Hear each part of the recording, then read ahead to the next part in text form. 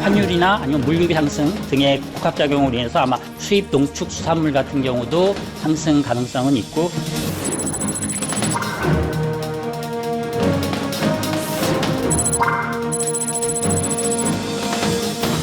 이번 추가 경정 예산안은 위기의 파도로부터 국민의 삶을 지켜줄 방파제이자 위기 이후 대한민국이 도약할 발판입니다.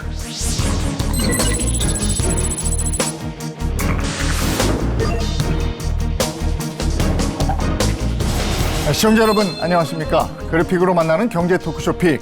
복잡한 경제 이슈를 쉽고 명확하게 전달해 드리겠습니다. 미국과 이란이 잠시 휴전으로 숨고르기에 들어갔지만 우리 경제는 고물가, 고환율, 고금리의 위기를 맞고 있습니다. 물가는 오르는데 경기는 둔화되는 스태그플레이션 우려도 커지고 있는데요. 이번 전쟁이 우리 경제에 가져온 후폭풍부터 위기를 넘을 방안까지 관련한 궁금증들 낱낱이 분석해 드리겠습니다. 경제 토크쇼 픽 시작합니다.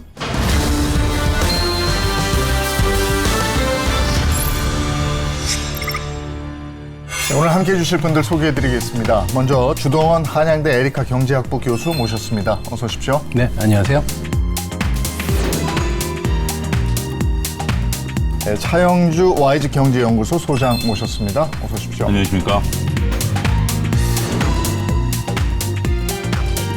그리고 이슈를 보다 쉽게 전해줄 이유진 기자도 함께하겠습니다. 어서 오세요. 안녕하세요. 네. 미국과 이란 전쟁의 여파로 물가가 많이 올랐습니다. 구체적으로 얼마나 올랐는지 그거부터 좀 알고 가죠. 네, 국가 데이터처 발표가 있었는데요. 지난달 소비자 물가 지수는 전년 동월 대비 2.2% 상승하며 지난해 12월 이후 가장 높은 수준을 나타냈습니다. 물가가 오름세를 탄 건 석유 제품 가격 상승 영향이 컸고요. 먹거리 물가도 축산물과 수산물 가격이 오르면서 불안한 흐름을 이어갔습니다. 네, 다들 뭐 너무 장바구니 물가가 비싸다 이런 얘기를 하던데 어느 정도입니까? 그 소비자 물가 상승률 2.2%라고 하면 한국은행 그 물가 목표가 2%니까 일단 보기에는 뭐 크게 많이 오르지 않은 걸로 볼 수도 있는데 추세가 이제 문제인 것이죠. 그런데 이제 그 추세가 사실 석유류 가격이 많이 올랐으면 더 크게 올랐을 수도 있었는데 이 정부가 석유류 가격 최고 가격 제한제하면서 물가 상승 폭이 제한되는 효과가 좀 있었고. 그리고 이제 농축수산물 중에서 야채 가격이 많이 떨어졌더라고요. 뭐 출하량이 많았었다고 얘기를 하는데 농축수산물 야채 가격이 마이너스 0.6% 기록하면서 물가 상승률을 일단은 좀 제한을 해줬었던 것으로 보입니다. 근데 조만간 소비자 물가 상승률이 뭐 3% 넘어갈 거다 이런 전망도 있는데 향후 물가 어떻게 보세요? 그러니까 유가가 계속 상승한다라고 하면은 그러면 물가가 상승할 가능성이 당연히 있는 거죠. 근데 그 이외의 것들은 일단은 현재로서는 한국은행은 물가 상승 요소가 이렇게 크지는 않은 것으로 판단을 하고 있더라고요. 일단은 근데 이제 문제가 물가라는 게 사람들이 상승한다라고 기대를 하면은 자기 실현적으로 더 상승할 수 있는 그런 것들이 있기 때문에 정부가 좀 더 적극적으로 물가 관리를 할 필요는 있다라고 생각을 합니다. 물가 상승률 퍼센트하고 제가 직접 사 먹을 때 물가하고 왜 이렇게 다른지 모르겠어요. 그 구성 품목 때문에 그렇습니다. 우리가 이제 전체적으로 실질적으로 내가 물건 하나 살 때는 그게 나한테는 100으로 다가오지만 실질적으로 물가 상승률을 기록할 때는 여러 가지 소비재, 그다음에 이제 그 공급재 이런 것들은 이제 나타난다라는 것들인데 지금 이제 물가 상승률 같은 경우는 두 가지로 구분해서 볼 필요가 있다라고 보여집니다. 수요가 늘어나서 물가가 올라간 게 아니라 지금 이제 교수님도 말씀하신 것처럼 유가가 올라가다 보니까 공급 사이드에서 이제 재화의 가격이 올라가면서 마치 물가가 좀 올라간 것처럼 좀 보인다라는 거죠. 그나마 저는 좀 다행이다라고 하는 것은 정부가 나름대로 우리가 좀 그 직전이지만 밀가루 가격이라든지 여러 가지 이럴 때 좀 기업들이 조금 이 편승해서 가격을 올리려고 하는 것들에 대해서는 억제하려고 하는 움직임도 보이고 있기 때문에 과도하게 물가가 올라가는 부분들은 글쎄요, 뭐 전쟁 여부에 달려 있긴 하겠습니다만 그것 때문에 더 올라가는 부분들은 조금 잠재되지 않을까 말씀드릴 수 있겠습니다. 이 고물가의 원인으로 꼽히는 게 아무래도 전쟁으로 인한 고유가일 텐데 현재 유가 상황이 어떻습니까? 예, 그 유가가 세 가지 종류가 있거든요. 서부 중진류, 그리고 두바이, 그리고 그 브렌트유. 요게 이제 뭐 그 각 지역마다 이렇게 떨어져 있어가지고 그 지역의 상황에 따라서 가격이 다르게 움직일 때도 있고 한데 대체로 이제 같이 움직인다고 봐야죠. 이제 두바이유가 특히 우리가 그 전쟁과 건강과 관련해가지고 관심을 갖는 호르무즈 해역 그 봉쇄에 큰 영향을 받는 유가가 되고요. 일단은 그 전쟁 이전에는 $60, $70대 그래서 또 안정적으로 움직였었는데 전쟁 이후에 $100가 넘어가고 배럴당 $130까지 가면서 이제 불안한 모습을 보였었죠. 오늘도 보니까 뉴스에 따라서 또 유가가 10% 가까이 오르는 모습을 보였었는데 그래서 이게 불안한 모습이 전쟁이 조기에 종식되지 않는다라고 하면 계속될 가능성이 높아서 이에 대해서는 정부가 계속 위기감을 가지고 대응해야 될 것 같습니다. 아까도 언급이 좀 있었습니다만은 정부가 석유 최고 가격제 했잖아요. 네. 그게 어떻게 효과가 있다고 보십니까? 어떻게 보십니까? 그러니까 전쟁 2월 말에 네. 터지면서 그 직후에 정유사들이 가격을 크게 올리면서 우리가 직접 그 자동차에 넣는 휘발유 가격이 크게 올랐었던 건 경험을 했죠. 예. 이게 항상 유가 오를 때 나오는 얘기인데 오를 땐 빨리 오르고 예. 내릴 때는 천천히 내려간다. 그래서 이걸 영어로는 Rockets and Feathers Effect라고 얘기를 하는데 이 부분에서 살짝 그 정유사들의 프라이스 가우징이라고 약간 우리말로 하면 바가지 이제 그런 효과가 조금 있을 수 있기 때문에 일단은 정부가 이제 그걸 그 제어한 것은 필요한 일이었다라고 생각이 들고요. 그리고 이제 그걸 제어하는 방식에 있어서도 소비자가보다는 도매가를 통제를 하고 그리고 일정 주기로 가격을 업데이트하겠다라는 방식으로 일단 접근한 건 우리가 사실 경제학자들은 가격 통제에 대해서 매우 부정적인 시각을 갖는데 그래도 그런 부정적인 효과를 최소화하려고 정부가 노력한 모습으로 보이기는 합니다. 근데 이제 초기에 이게 좀 사실은 좀 낯설어요. 그렇습니다. 그러니까 소비자들이 덜 긴장한다 뭐 이런 얘기들도 하고 그랬거든요. 네, 맞습니다. 네. 그러니까 어떻게 보면 기름값이 올라가면 저라도 차를 뭐 좀 놓고 다닐까? 네. 뭐 이런 생각들이 다니는데 지금 뭐 어떻게 보면 뭐 서울 시내 기준으로 2,000원 미만이니까 뭐 그렇게 뭐 심각성 같은 경우 글쎄요, 뭐 사람마다 온도 차이는 좀 느끼긴 하겠습니다만 그래도 우리가 지금 비축유를 쓰고 있지 않다라는 것이 네. 그래도 많은 분들이 동참을 하고 있는 것으로 보여지고 있고 오늘도 발표가 나왔습니다만 기름을 실은 배가 못 들어오다 보니까 정부가 갖고 있는 전략 비축유 같은 경우 한 200일분인데요. 그것을 일단 정유사들하고 우리가 이제 서로 수합 과정을 통해서 방출은 하고 있습니다만 실질적으로 우리가 이제 비상시에 쓰려고 놔뒀던 게 비축유 아니겠습니까? 비축유까지는 건드리지 않는 선이기 때문에 어느 정도 지금 정부의 최고 가격제는 잘 통제되고 있다라고 보여지고 있고요. 또 한 가지는 우리가 이제 유럽 같은 경우 어마무시하게 지금 소비자 기름값이 올랐다라고 하는데 네. 그것에 비하면 이것마저 올랐다라면 앞서 우리가 얘기했던 물가는 3% 이상 올라갔었겠죠. 그런 부분들이 적절하게 통제되고 있다라고 봐야 될 것 같습니다. 네, 또 환율에 대한 얘기를 안 할 수가 없습니다. 이렇게 고환율이 계속되고 있는데 국내 경제에 어떤 영향을 미칩니까? 일단 환율이 오르면 수입 제품 가격이 상승하면서 물가가 상승하죠. 그래서 물가가 상승하면 방금 소장님께서도 말씀하신 것처럼 소비 심리가 위축이 되죠. 그리고 기업 입장에서도 이게 환율이 의사결정에 중요한 변수인데 이렇게 변동성이 심하면 기업이 투자 의사결정을 하는데도 문제가 발생하기 때문에 투자와 소비가 같이 위축이 되는 효과가 발생할 가능성이 있죠. 서서히 만약에 이제 우리 체력 때문에 환율이 올라갔다라고 한다라면 여러 가지 이제 호재와 악재가 서일 수도 있습니다. 서서히 올라간다라면 뭐 교수님 말씀하신 것처럼 수입 가격은 올라가지만 수출에선 경쟁력이 나타날 수 있거든요. 근데 지금은 우리만 지금 환율이 올라가는 것이 아니라 옆 나라인 일본이라든지 중국도 환율이 올라가다 보니까 수출 경쟁력은 그렇게 크지는 않습니다.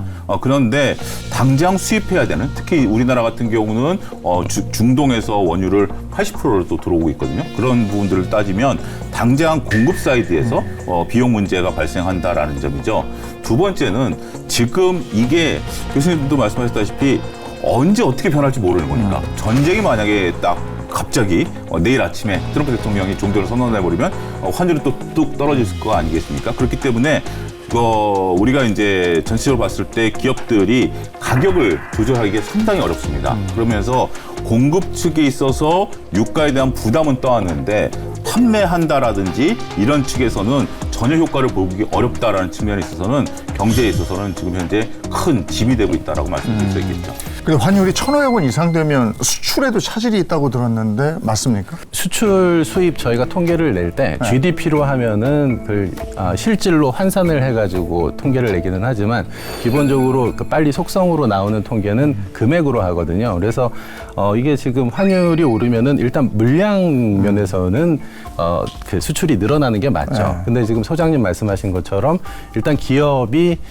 이 제품을 만들면서 수입 그 중간재도 있거든요. 그렇게 되면 수익성이 떨어지게 되는 거예요. 그래서 기업은 수출 물량은 늘더라도 이게 그 원화로 다시 또 환산해가지고 나오는 수익이 떨어지게 되고 비용도 올라가게 되고 이제 두 가지 요소에 의해서 이제 수익이 떨어지는 이제 그런 효과가 있게 되고요.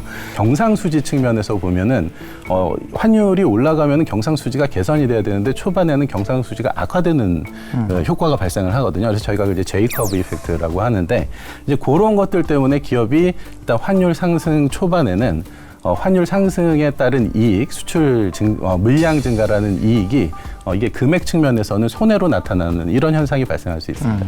그 원화 가치 하락 폭이 주요 국가에 비해서 뭐 좀 과도하다 4.72%예요. 원화 약세 왜 이렇게 되는 겁니까? 지금 원화 약세가 진행이 된 게 사실은 좀 꽤 됐죠. 그러니까 저희가 1,400원을 넘어가면서도 위기라고 얘기를 했었는데 1,400원 넘어갈 때는 이제 당시에는 이제 보니까 우리나라 투자자들이 국내 투자보다는 해외 투자를 선호하면서 그래서 한국은행 총재는 보니까 대외 순자산이 많기 때문에 이게 환율이 오르더라도 외환위기와 연결시킬 필요는 없다 이런 얘기를 했었는데 여기에서 지금 전쟁이 터지면서 이번에는 우리나라 주식시장이 워낙 좋았던 상황에서 외국인들도 그래서 들어와 있던 상황에서 이 위기가 발생하니까 너무 이렇게 빠르게 상승했었던 부분에서 조심하는 그래서 이제 그 차익 실현을 하는 거죠. 그래서 어떤 분들은 증권 그 시장에 있으신 분들은 우리나라가 외국인들의 뭐 현금 지급기다라는 얘기를 할 정도인데 그래서 그 부분까지 겹치면서 우리나라 환율이 더 빠르게 상승하는 그런 요소가 있는 것 같습니다. 지금 이제 4월이지 않습니까? 네. 4월은 전통적으로 원화가 약세를 보일 때입니다. 왜 그러냐면 그 각 기업들이 주식 시장에 있어서 배당 시즌이거든요. 그럼 배당액을 다 송금을 해버리거든요. 그렇기 때문에 원래 평상시에 가만히 있더라도 4월 달에는 원화 약세가 좀 이루어지는 시기입니다. 그런 상태에서 우리가 이제 중동의 전쟁이 터지고 중동 전쟁에서 지금 가장 피해를 보는 국가 중에 하나가 한국이다라는 얘기도 외신에서 보도가 되고 있는 거 아니겠습니까? 우리가 거기서 이제 원유를 들어오는 데 있어서 달러를 좀 더 많이 써야 되는 이런 부분들이 있기 때문에 전체적으로 계절적 수요, 그러니까 이제 주식시장에서 배당은 계절적 수요고요. 여기서 우리가 중동에 있어서의 비중이 높았던 점 이런 것들이 가중이 되면서 우리 원화 약세가 더욱더 두드러진 모습을 보이고 있다라고 봐야 될 것 같습니다. 혹시라도 환율이 1,600원을 치고 올라갈 우려도 있습니까?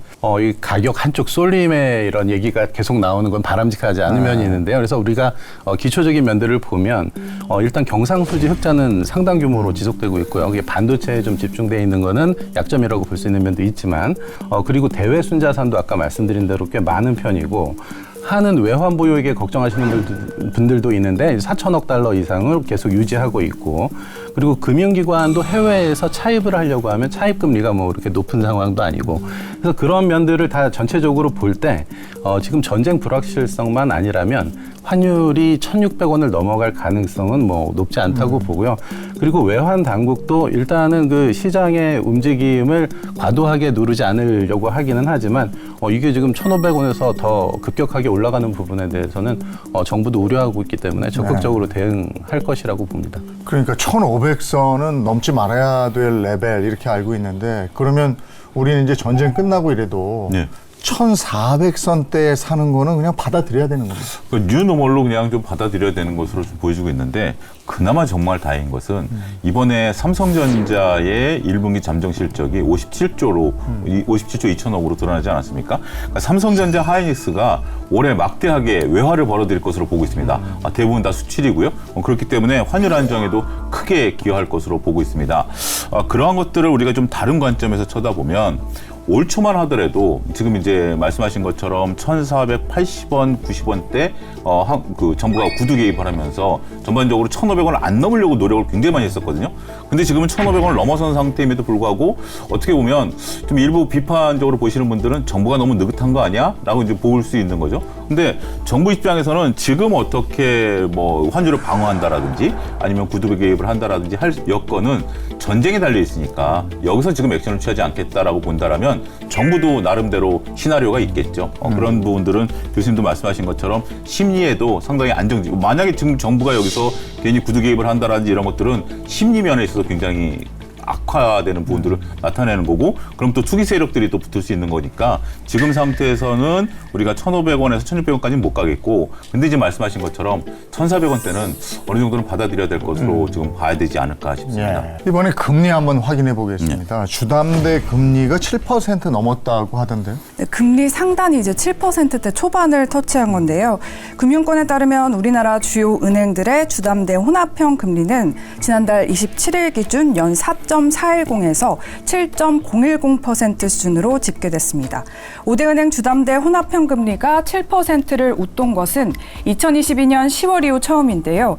지난해 말과 비교하면 상단은 0.780%포인트, 하단은 0.480%포인트 상승했습니다.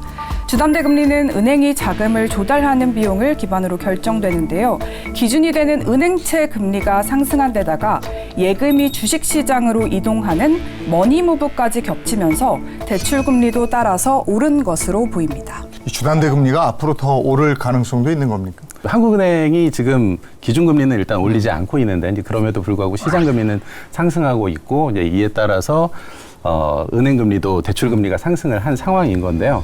근데 일단은 한국은행 기준금리가 가장 중요한 그 은행의 대출금리 결정 요소 중에 하나이기 때문에 한국은행이 물가가 뭐 크게 높아지지 않는 상태에서 사실 물가가 오른다고 하더라도 한국은행이 어떤 방향으로 금리 결정을 할 것이냐 다른 요소도 있기는 합니다만 어쨌든 한국은행 금리 인상이 빠르게 진행되지 않는다라고 하면 일단은 현재 상황에서는 결국은 다 전쟁 상황에 지금 달려있게 되기는 하는데 다른 요소로는 그 대출금리 상승 요소가 크지는 않은 것 같습니다. 아니 금리 인하 분위기다가 미국도 그렇고 금리 인하 얘기는 이제 들어간 것 같아요. 네, 그렇습니다. 원래 이제 연초만 하더라도 이제 미국이 내려야 우리가 이제 내릴 수 있는 상황이거든요. 그래서 미국 같은 경우 한두 차례 정도였는데 올해 이제 전쟁이 터지면서 그러면서 차례 한 차례 정도다라고 지금 이제 얘기를 하고 있는 거죠. 그래서 지금 원래 이제 전쟁과 관련해서 그리고 이런 것들이 가장 먼저 움직이는 것이 이제 국채금리거든요. 미 국채금리인데 미 국채금리가 장기채가 4%가 넘어섰습니다. 그러면서 실질적으로 미국이 금리를 인하하지 않는다 하더라도 인하는 이제 고사하고 피봇 그러니까 금리를 인상하는 것을 결정하지 않는다 하더라도 시중 금리는 이미 벌써 반영돼 있는 상태거든요. 그런 부분들이 나오면서 어떻게 보면 또 한편으로는 금리가 올라가니까 트럼프 대통령은 금리를 인하하라라고 지금 하고 있는 거 아니겠습니까? 네. 그래서 이제 금융시장이 트럼프 대통령을 압박하는 거다 이렇게 보는 시각도 일부 있을 수 있긴 하겠습니다만 전반적인 지금 상황에서는 금리가 인하된다라고 볼 수 있는 상황들은 아니다. 그렇게 좀 봐야 될 것 같습니다. 기준금리가 지난 10일에 연 2.5%로 동결이 됐는데 일각에서는 또 하반기에 인상되는 거 아닌가 이런 시각도 있는데 어떻게 보십니까? 한국은행의 가장 중요한 정책 목표는 물가 안정이거든요. 예, 그래서 결국은 그 물가 안정에 달려 있는 부분인데 그러면서 또 한국은행이 좀 유연하게 그 물가에 대응하는 부분은 경기에도 같이 대응을 하는 거고, 근데 여기에 더해서 우리나라는 한국은행이 환율에도 대응해야 하고 부동산 시장에도 대응해야 하고 이러다 보니까 금리를 이러지도 못하고 저러지도 못하는 이런 상황이 지속됐었는데요. 이게 지금 총재가 바뀌면서 분위기를 좀 바꿀 수 있다라는 기대가 생기는 거죠. 지금 이창용 총재는 임기가 끝났고 이번 주에 신현송 총재 지명자가 청문회를 하게 될 텐데 그래서 관련해가지고 국회에 여러 가지 의견들을 전달하고 있는 것 같더라고요. 그래서 거기에서 보면은 일단은 현재의 2.5% 한국은행 기준금리가 중립금리의 중간 정도다라고 해서 특별히 다른 요소가 없다라고 하면은 현재 수준을 이제 유지하는 게 바람직하다. 그리고 하나 더 물가 충격이 단기적이라면 금리를 급하게 인상할 필요는 없다라고 생각한다라는 의견도 전달을 했었거든요. 그래서 일단은 금리 상승 기대가 시장에 없지는 않지만 한국은행 총재는 금리 상승 기대를 조금 제어하려고 하는 모습을 보이고 있는 것 같습니다. 그럼 올해는 그냥 2.5 정도로? 그래야 될 것 같습니다. 일단 지금 뭐 미국하고도 금리 격차가 나와 있는 상태고 교수님도 잠깐 언급하셨습니다만 지금 우리가 요전에 환율 얘기 계속했잖아요. 근데 이제 금리를 인하하게 된다라면 원하는 더 약세가 돼버리는 거죠. 그런 효과들도 좀 볼 수 있기 때문에 일단 미국이 저는 이제 6월 달에 우리도 총재가 바뀌었습니다만 거기도 이제 새로운 여는 총재가 나타나면서 이제 그분이 이제 되면서 전체적으로 이제 금리 결정을 할 거지 않습니까? 그래서 뭐 자산 시장에서는 그렇게 보는 것 같아요. 서로 금리 인하를 하려면 첫 번째 회의에서 과감하게 할 가능성도 있다. 근데 그때 하지 못하면 그러니까 전쟁 상황에 따라 달라질 수 있긴 하겠습니다만 그러면 금리 인하는 올해 없을 수 있다. 미국이 금리 인하를 하지 않는 이상 우리도 금리 인상까지는 아니더라도 말씀하신 것처럼 현재 수준이 유지될 가능성이 높다라고 봐야 될 것 같습니다. OECD에서는 우리나라 경제 성장률 전망치를 하향 조정했다면서요? 네, 그렇습니다. OECD뿐만 아니라 우리 정부와 IMF도 전망치를 하향 조정했는데요. 경제협력개발기구 OECD가 우리나라의 올해 경제성장률 전망치를 2.1%에서 1.7%로 하향 조정했습니다. 한해는 2.0%, 국제통화기금 IMF는 1.9%를 제시한 것보다 낮은 수준인데요. 일본은 기존 전망치가 유지됐고 미국은 상향 조정된 것과는 대조적인 것도 눈에 띄었습니다. 네, 미국은 상향이고 일본은 그대로인데 우리는 지금 이 조정폭이 컸단 말이에요. 이 이유가 뭡니까? 기본적으로는 우리나라가 이제 높은 경제의 그 대외 의존도, 그 대외 개방도가 높다라고 하죠. 그래서 우리나라 대외 개방도를 보통 그 GDP 대비 수출 더하기 수입으로 하는데요. 한 80% 이상, 뭐 90% 갈 때도 있고, 그래서 그렇게 대외 의존도가 높은 부분 때문에 세계 경제가 전쟁으로 안 좋은 상황이 되면은 결국은 수출도 안 좋은 영향을 받을 수밖에 없다라는 의견을 갖고 있는 것 같고요. 그리고 우리나라가 그 원유도 중동 지역에 좀 다변화하지 못하고 네. 중동 지역에 많이 의존을 70% 정도 의존하고 있다라고 얘기가 됩니다. 그래서 중동 지역에 문제가 발생했을 때 타격을 입을 가능성도 높다. 그리고 우리나라가 작년에 GDP 성장률이 낮았잖아요. 그래서 올해 전망을 하면서 기저효과 때문에 그래도 2% 가능하다라고 봤었던 건데 이게 경제 상황이 안 좋아지면 그런 기저효과를 누리기도 어려울 것이다라고 본 것 같습니다. 우리가 올해 목표치가 2%죠. 이거 달성하겠습니까, 그러면? 지금 경제 전망을 할 때 여러 가지 전제들이 있는데 뭐 환율하고 그 세계 그 무역 성장 뭐 이런 것들이 있는데 그런 게 전부 다 지금 어그러져 있는 상태이기 때문에 전망했었던 게 달성되기는 어렵다라고 봐야 되고 아까 말씀하신 것처럼 원유 가격 상승, 물가 상승했을 때 미치는 영향들이 소비와 투자에 전부 다 부정적으로 영향을 미치기 때문에 이 상황에서 기존에 전망되었었던 2%가 달성되기는 일단은 어렵다라고 봐야 될 것 좀 같습니다. 부정적으로 보셨는데 어떻습니까? 예, 아무래도 뭐 돌발 변수, 전쟁 변수를 우리가 어쩔 수는 없겠죠. 전쟁 변수에다가 트럼프 대통령의 또 관세 변수까지도 지금 있는 상황이기 때문에 글쎄요, 일단 우리가 아직까지 희망을 버릴 필요는 없다라고 버리지는 않아도 된다라고 보여지긴 하겠습니다만 다양한 기구들이 이제 그렇게 2% 좀 미만으로 보고 있는 거 아니겠습니까? 정부가 이제 추경도 하고 있고요, 여러 가지 하고 있습니다만 실질적으로 추경이 할 수 있는 것은 0.01% 정도씩 이제 추경을 할 때마다 경제 성장률을 끌어올리는 거니까 올해는 좀 2% 언더가 나온다 하더라도 받아들여야 되는 상황이 아니겠나 싶습니다. 지금 이제 추경에 대한 언급을 해주셨으니까 우리 경제 위기 극복을 위해서 재정 확대 정책 추경 20조예요. 네. 근데 이게 어디에 구체적으로 어디에 쓰이는 겁니까? 네, 추경안의 기본 뼈대는 고유가 대응, 민생 안정, 산업 피해 최소화 및 공급망 안정 등 3대 분야입니다. 추경 26조 2천억 원 중 신속 집행 대상은 10조 5천억 원 규모로 이 가운데 85% 이상을 상반기에 집행하기로 했는데요. 고유가 피해 지원금으로 4조 8천억 원이 편성됐고 고유가로 인한 유류비와 교통비 부담을 덜기 위해서 석유 최고가격제 대중교통 환급에 5조 2천억 원이 투입됐습니다. 지금 말씀하신 고유가 피해 지원금 여기에 관심이 쏠리고 있는데 이거 어떻게 지급되는 겁니까? 네, 고유가 피해 지원금 지급에 들어가는 총 예산은 국비 4조 8천억 원, 지방비 1조 3천억 원 등 모두 6조 1천억 원입니다. 소득 하위 70% 국민 약 3,256만 명에게 1인당 10만 원에서 60만 원씩을 지급합니다. 기초생활수급자와 차상위 계층, 한부모 가족은 4월 27일부터 5월 8일까지 온오프라인으로 신청해서 지급을 받을 수 있고요. 1차 기간 내 피해지원금을 신청하지 못한 사람과 그 외 70%의 국민은 2차로 5월 18일부터 7월 3일까지 신청과 수령이 가능합니다. 지원금은 8월 31일까지 사용 가능하고 쓰지 못한 지원금은 사라집니다. 예. 이거 이제 얘기 나왔을 때 부채부터 갚아야 되는 거 아니냐 이런 지적도 있었고 이게 실질적으로 좀 쓰임이 있었으면 좋겠다 이런 생각들 뭐 다들 하실 텐데요. 이 추경 효과에 대해서 어떻게 생각하십니까? 예, 세금 초과세수로 지금 그 추경을 재원을 조달하겠다라고 얘기를 한 건데, 그래서 그 국가 채무 비율을 낮출 수 있었으면 좋았겠죠. 그런데 또 예상하지 못한 전쟁이라는 변수가 발생을 했기 때문에, 그래서 유가가 급격하게 상승을 했기 때문에 정부가 이에 대응하지 않을 수는 없었던 것 같고요.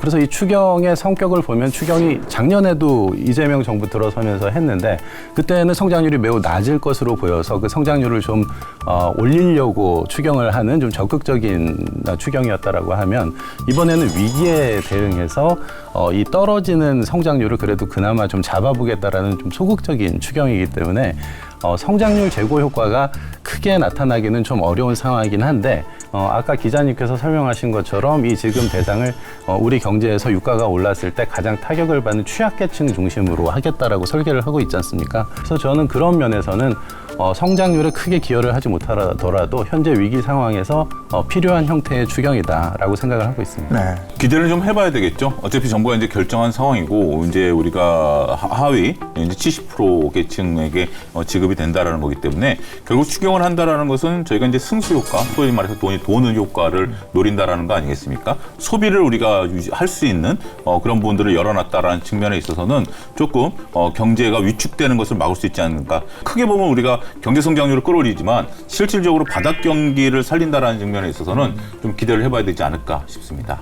인플레이션을 자극하는 거 아니냐 이런 우려에 대해서는 어떻게 생각하십니까?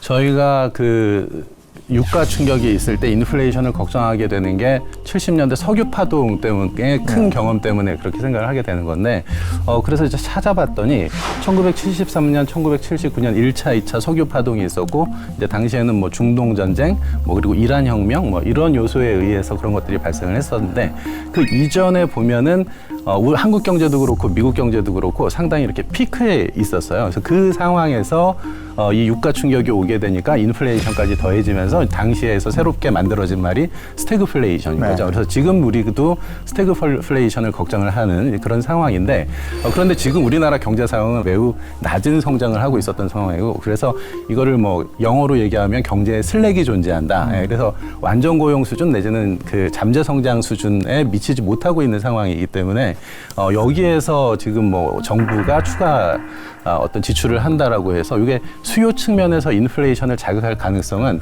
일단은 높지 않다.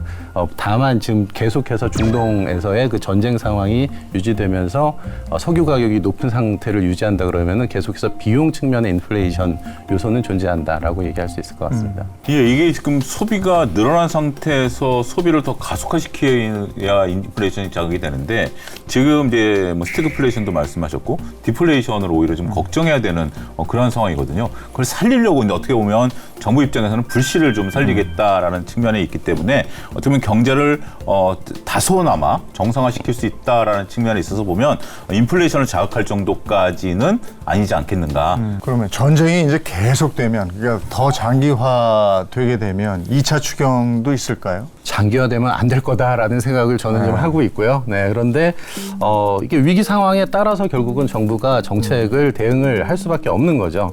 근데 현재 추경 규모가 아까 얘기를 한 것처럼 초과세수 규모 안에서 결정되고 있어서 국가 채무 비율 2025년도께 그 이전에 46%에서 49% 올랐다라는 우려를 얘기를 하는데, 이런 뉴스가 나올 때마다 또 대외 신인도가 낮아지면서 해외 차입 금리 상승 뭐 이런 요소가 있을 수가 있거든요.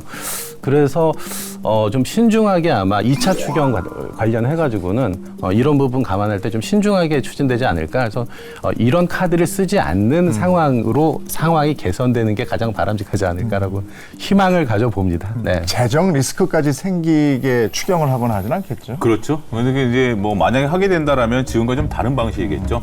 지금처럼 뭐 민생지원금을 지급한다라는 것은 이 카드도 너무 자주 쓰면 그것도 이제 어떻게 보면 또 여러 가지 이제 심리적인 안 좋은 면이 되니까 뭐 예를 들어서 SOC 투자를 한다라든지 아니면 뭐 우리가 다른 쪽에 이제 경기를 살리기 위한 투자를 할 것으로 보여지기 때문에 지금과 같은 상황은 아니지 않겠는가. 그렇지만 역시 교수님 말씀하신 것처럼 자꾸 추경을 한다라는 것은 우리가 정해진 예산 범위를 착 벗어나게 되는 거 아니겠습니까? 이거는 특수한 상황 아니면 원래는 바람직하지 않은 상황으로 가는 거기 때문에 역시 전쟁 상황에 따라 달려있다 하더라도 쉽게 결정되지는 않을 것으로 짐작을 하게 될 것 같습니다. 지난 1일부터 우리나라가 세계 국채지수 여기에 편입이 됐는데 금리와 환율 안정이 어떻게 이게 도움이 되는 겁니까? 예, 이게 메커니즘을 말씀을 좀 드리면은 우리가 주식 투자했을 때 20% 수익 났다. 그럼 되게 잘한 것 같지만 네. 시장은 30% 올랐다. 이러면은 사실은 투자 잘 못한 거거든요. 그래서 이런 전문 투자자들의 그 투자 성과를 평가하는 기준이 있어요. 이제 그게 세계 국제 투자, 세계 국제 채권 지수죠. 예, 그래서 이제 채권 쪽으로만 그 수익률을 보는 거죠. 그러면은 일단 기본적으로는 채권에 투자하는 세계 자본들이 요걸 최소한 요거는 따라가야 되기 때문에 우리나라 국채가 여기에 편입이 되면 우리나라 국채를 사는 효과가 있는 거죠. 그래서 그것에 의해서 제가 최근에 그 정부 당국자 한번 만난 기회가 있었는데 요거 얘기를 했었거든요. 좀 그래서 달러도 좀 이거 관련해가지고 들어오고 일단은 좀 국채 금리도 안정되는 것으로 이제 생각을 한다라고 얘기를 하더라고요. 근데 실제로 금리를 보니까 국채 금리는 계속 지금 오르고 있는. 그래서 사실 이런 효과는 일시적이에요. 예, 이게 이렇게 지속되기는 딱 그렇게 편입돼가지고 거기에 비중을 맞추고 나면 그 이후로 더 들어오지는 않기 때문에 이 효과가 지속적이기는 어렵다라고 말씀을 드리겠습니다. 이런 분위기에서 우리 경제를 살리기 위해서 어떤 대책이 시급한 겁니까? 가장 단기적으로 해야 되는 거는 취약계층 보호. 그래서 그게 이번에 추경의 목표가 된 것으로 생각이 되고요.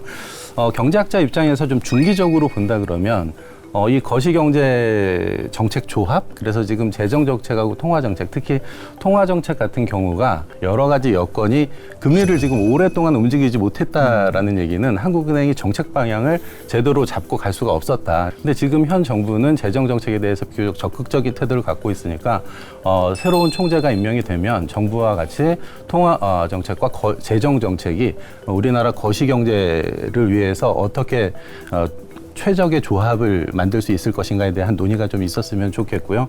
그리고 이제 장기적으로 보면은 우리가 사실 유가가 아까 전쟁 이전에 한 배럴당 60달러, 70달러 이렇게 되면은 우리가 계속 에너지 전환 정책이 필요하다라고 하면서도 지금 그냥 상황에 안주하게 돼 있거든요. 근데 이런 위기가 발생한 것이 사람들이 그 위기감을 느끼고 새로운 대안을 만들어야 된다라는 공감대가 형성이 될 수 있기 때문에 이런 공감대를 바탕으로 에너지 전환 정책을 보다 좀 적극적으로 추진을 해서 향후에 또 이런 위기가 다시 왔을 때 그러한 충격이 최소화될 수 있도록 장기적으로 이제 그런 것들을 지금 추진을 시작하는 계기가 되어야 된다라고 생각을 합니다. 예, 일단 환율 부분들을 정부가 이제 전쟁이 끝나고 나면 우리가 전쟁 이전부터 좀 들쑥였던 부분들이 있기 때문에 그런 부분들을 좀 적극적으로 보다 신경을 좀 썼으면 좋겠고요. 환율은 결국은 우리가 이제 물가라든지 금리와도 연동성이 있기 때문에 저는 1요소로 환율을 좀 보고 있습니다. 두 번째는 정부가 이제 자산 시장을 활성화시키겠다라는 기조로 방향을 틀고 그것에 대해서 다양한 세법, 상법 개정, 그다음에 이런 부분들이 있긴 하겠습니다만 실질적으로 기업들이 일을 할 수 있는 그런 분위기를 정부가 더욱더 가속화시킴으로써 상장사들의 영업이익이 증가시킬 수 있는 방향. 그러니까 이제 부동산 시장의 자금을 자산 시장으로 끌어올 수 있는 것까지는 지금 이제 해놨는데 그 다음 단계를 빠르게 정부의 스탠스 전환을 시켜야 되지 않겠는가 말씀드릴 수가 있겠습니다. 이번 위기가 일시적인 충격을 넘어설 수도 있는 만큼 장기화에 대한 대비도 철저히 해 나가야 되겠구나 이런 생각도 해보게 됩니다. 자, 오늘 경제 토크쇼 픽 여기까지 하겠습니다. 고맙습니다.